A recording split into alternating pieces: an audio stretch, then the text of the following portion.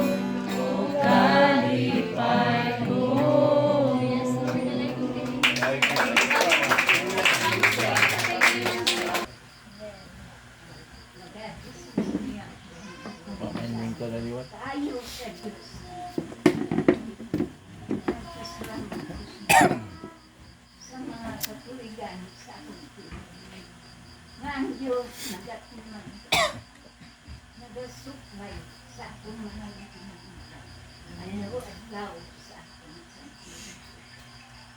Dalay doon siya sa kalo. Moabot ang mga nagmay ng balakiyan sa masaulog. Mga kasakitan sa wala. Ako lang iapo ko noon sila. Ginawalugway ka. Sa muna, diilit ko kung taon. Ang Diyos, wak magpasagan. Ikaabot pa ko dara sa langit sa wak na katabang sa pagpuyo sa pagpinatuloy. Akan naigi andam sa Diyos mga paagi. Di paanak akong napulo. Aron niya makatabang sa akong pagkinupi. Dahil ko na akong ng Diyos sa tanang panahon na ayaw siya sa akong. Amen. Salamat sa Diyos. Amen. Kitang tanan, nakakaplag sa kaluwasan sa ating kalang. Sa mga kantaan.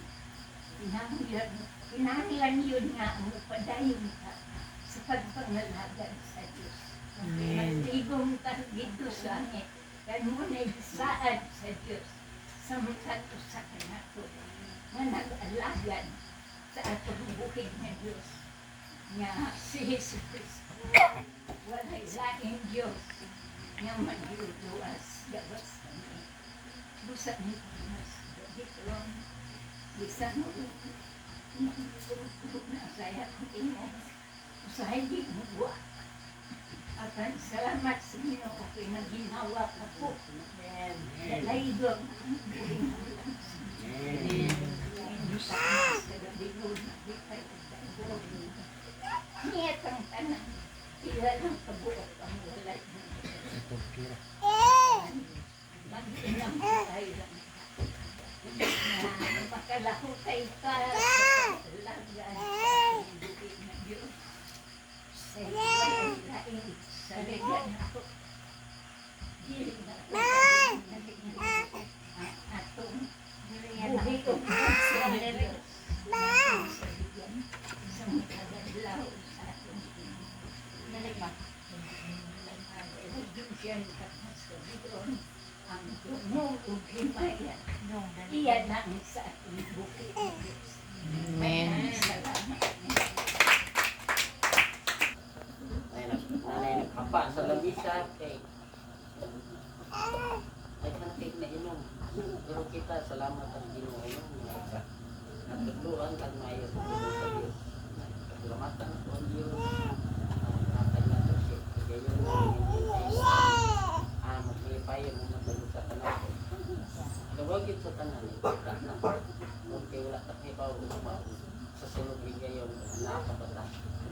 Kailangan kayo tag mga plano pero kung Diyos dili ang tubo. Kaya sayar ba na to sa ating kinabi pasumaninla na to nga ipatay na na Ginoo kukuha na na Ginoo. Pero di na mga katanungan nga panihiring niya nagugol ang Ginoo nga ang tao mamatay.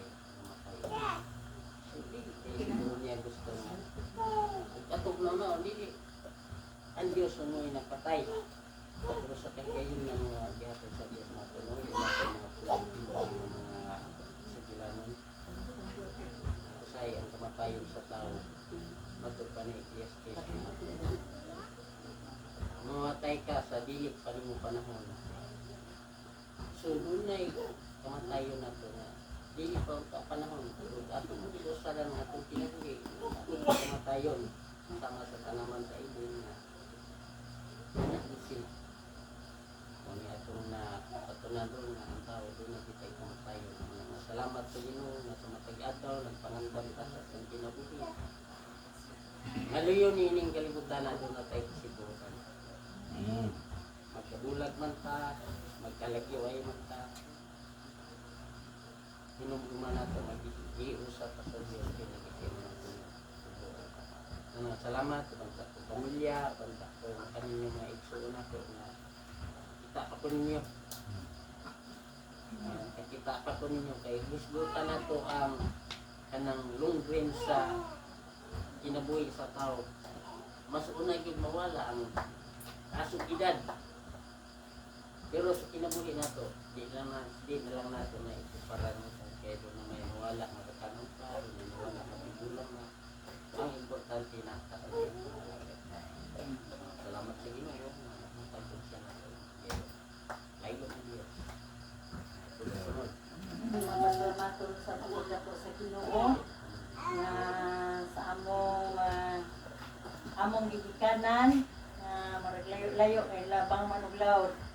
Mapasalamatol ko na po sa Ginoo nga Ginoo padayon naghatag mga pamaagi nga aron makaanhi mi diri naghatag siya mga panalangin ug lawas tanan may panglawas yang gihatag namo bisan dili ni kumpleto diri kamirang duha akong mga anak tan-awon na kanya. Salamat sa Ginoo nga nining mga katnaa sa atong gipangandoy. Ikaduha na ning reunion. Malipayon ko nga niagi hapon ta kita ay akong mga akong mama, akong mga igsoon, akong mga pagumangkon nga mga gwapa o gwapo. Salamat sa Ginoo ug sa akong mga singan ani. Labaw tanan akong ayaan nga di jud mo bulag. Bisan asa ni si mama, iya gining tuoron ang birthday ni mama. Bisan ato ni sa balay wala may handa. Mati nga ako magbaktas na siya, butungar ang galit. Salamat sa Ginoo nga niya gihapon siya itong unang reunion nato. Uban siya gihapon nato niya karon. Salamat sa Ginoo sa kahigayunan nga iyang gitugot pa nga kaming igsuon kumpleto kami labaw tanan ang among mama maayong ang atong mama di ay ang atong mama sad sa iyang pangidaron kita na to nga mas pa yang lawas pero doon na magdipamati natural lang madyo na ang igsoon nya mapasalamatong ko sa Ginoo nga ang Ginoo kanunay nagapamuhat sa matagusanan o kinabuhi nga bisan nagkalagyo-lagyo ta niini nga atong gipuy-an nga kalibutan. Apan salamat sa Ginoo nga kitang tanan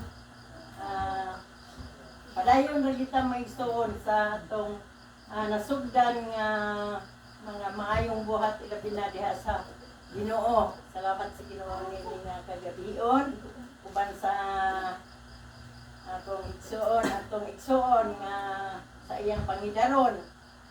Salamat sa Ginoo sa iyang dakong gugma nga hangtod karon atong natagamtan man matag adlaw. Salamat sa Ginoo tanang himaya ug tungod iya lamang. Tanan. Amen. Dili man po sama sa mga kalawan ng mga istorya pero sa ngalan sa buhay ng Diyos, masugpo ko kung ano, unsay sekreto. Ako din siyang duawon sa panahon siyang kalipay.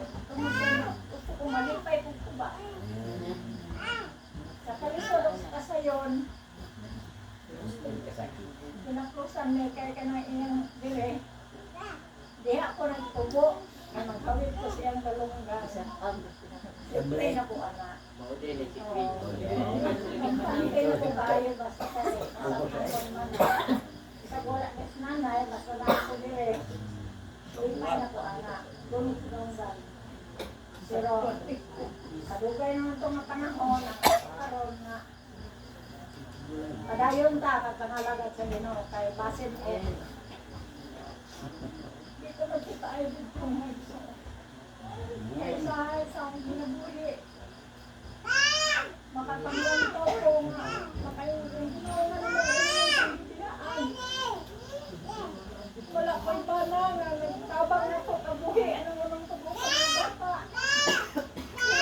Yun sa nanay nga mag-birthday.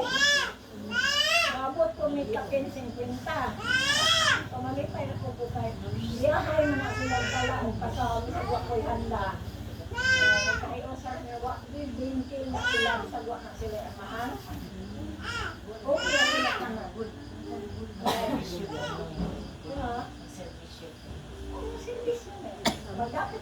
sa'yo sisiti. Kaya pag-istorya, kitang tanan mga pinangga, tas pinuobi sa kasi Amen. Amen. Mga igsoon kung kaya kapisay sa lawas, pangayo niya kanunay, siya naghatang na ko, nagsangka ko doon sa ginahanglan.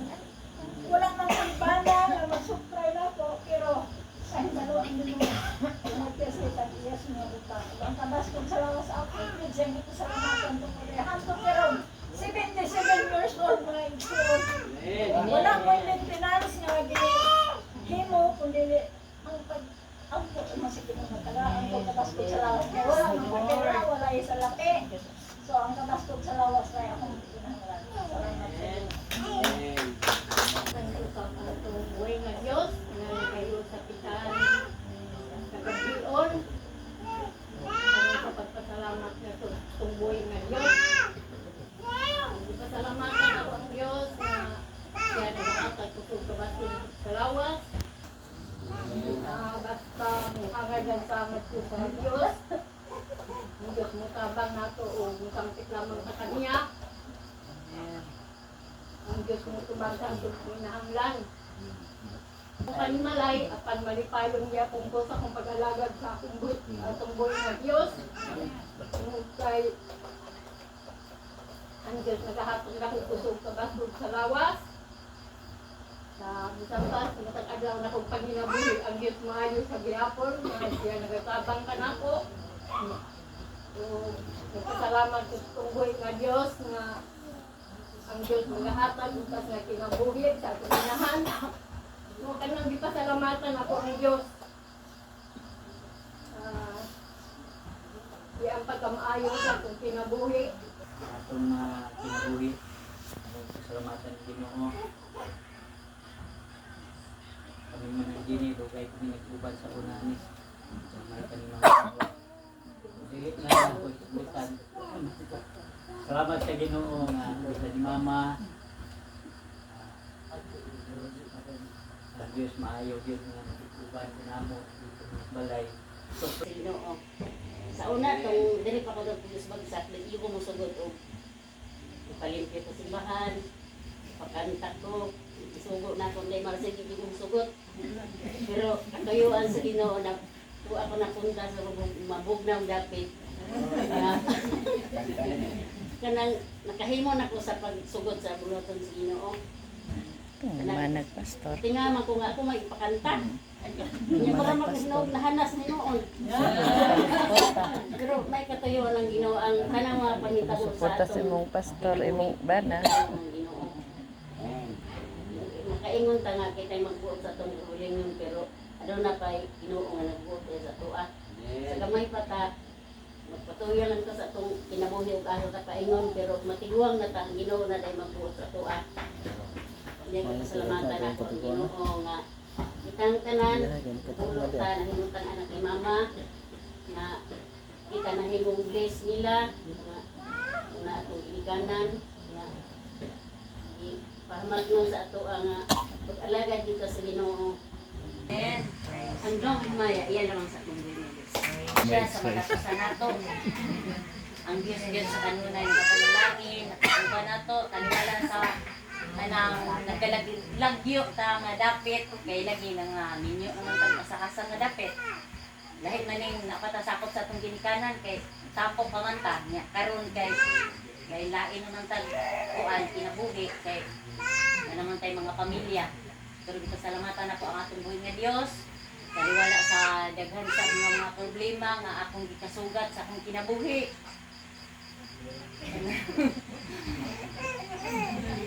Sa kaning nanjud malimod nga kanang bibiyaan ko sa akong unang bana nga gagmay pa ni akong mga anak.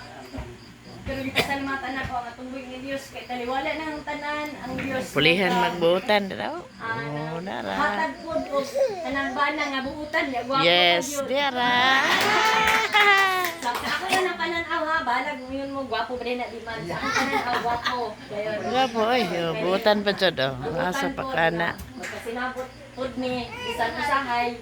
Kanang kitang tanan nangalagad yun sa Ginoo tungod kay ang atong mga ginikanan nangalagad lang sa Ginoo mo man ni bisan walay mga kaptangan nga gibilin sa atong atong amahan sa atua apan ang legacy nga gibilin sa atua mao ning pagpangalagad sa atong buhi nga Dios. Mo nang di gyud ta muundang sa pag-alagad sa atong buhi nga Dios kay kanang ang Dios gyud tabang nato kanunay o kanang mao gyud ni nga mga gibilin sa atong amahan nganhi kanato nga magpabilin kita sa pag-alagad diha sa atong buhi nga Dios. Busa na ng tanan ipasidunggan ko ang atong buhi nga Dios nga nakatapok ta ni kagabihon nga kanang mga askil pa ta bisag na mga ginagmay balatian apan kaya ra kay naa ang Dios kanunay.